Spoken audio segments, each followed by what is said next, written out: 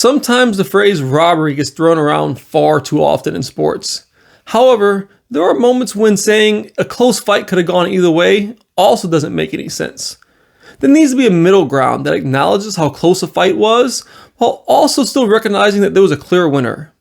In all fairness, I could see how this fight could be scored a draw. There are 6 rounds that were either really close or that Beterbiev won, but I couldn't see a 7th to save my life. And saying that there were 8 is just preposterous.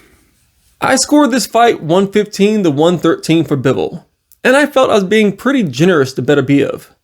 Bivol clearly showed superior accuracy, effective striking, and used his jab and movement and combinations to control the pace, especially in the early round. There are 4 main areas judges are supposed to consider: effective aggressiveness, ring generalship, defense, and hard, clean punches. Some might argue that Beterbiev deserved more rounds for effective aggressiveness, but a closer look at the rules paints a different picture. According to the Zone's website, being aggressive gives the impression of dominance, but unless the boxer is landing shots and not consistently getting countered, it is not truly effective. Judges look for effective aggressiveness, where the aggressor consistently lands punches while avoiding those from his opponent. While Beterbiev was certainly aggressive, most of that aggression was ineffective.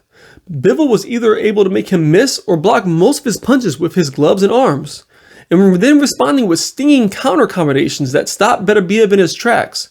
It seems like, especially in the later rounds, the judges were scoring body language more than they were actually scoring the exchanges going on inside the ring.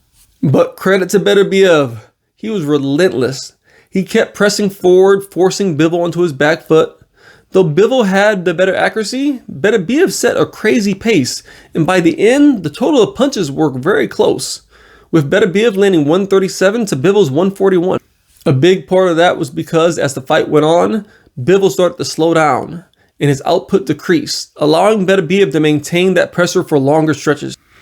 But throughout the fight, Bivol's high-level footwork and tight defense kept him out of trouble. He rarely let himself get trapped against the ropes or in a corner, and when he did, he quickly circled out. And unlike many fighters in his position, Bivol didn't rely on clinching.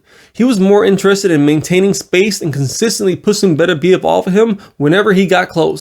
But oh buddy, Beterbiev certainly got close. The visual impact of his punches is probably what swayed the judges.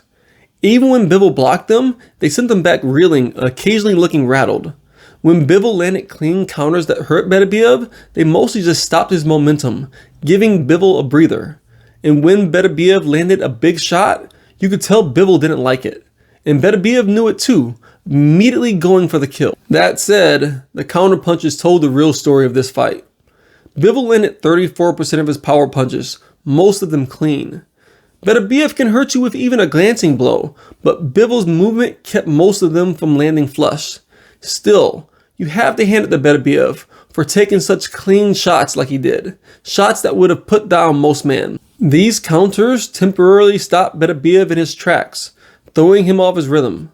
And while neither man went down, the punches most likely to have ended the fight were the counters from Bivol landed in the first half.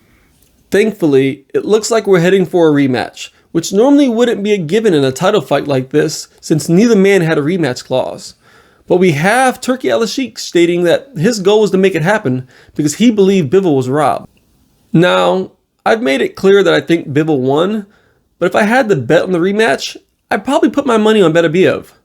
Mainly because it's well documented that he came into this fight with a knee injury. And even if I saw this as a loss, Beterbiev put on a masterclass of pressure and aggression.